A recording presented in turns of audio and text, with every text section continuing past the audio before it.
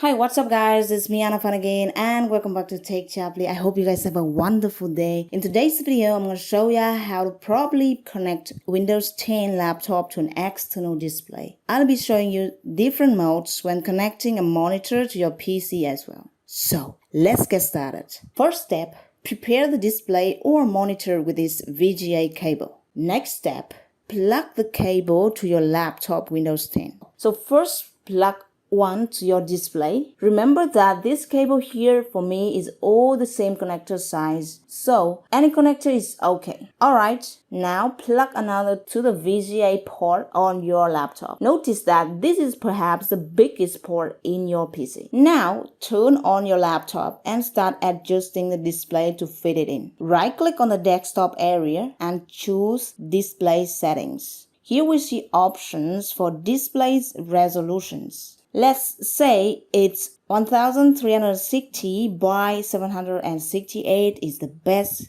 fit for my current one. Furthermore, the display orientation allows you to set up for a landscape or portrait display. Next thing is the multi-display. On your Windows 10 laptop, click on the notification center from the bottom right corner. After that, click on project. So here we have 4 modes to opt in. And that's it for today's video guys. I hope this video give you good help in connecting your laptop to external display and start working fine on it. Thanks for watching and I'll see you in the next videos. Bye for now.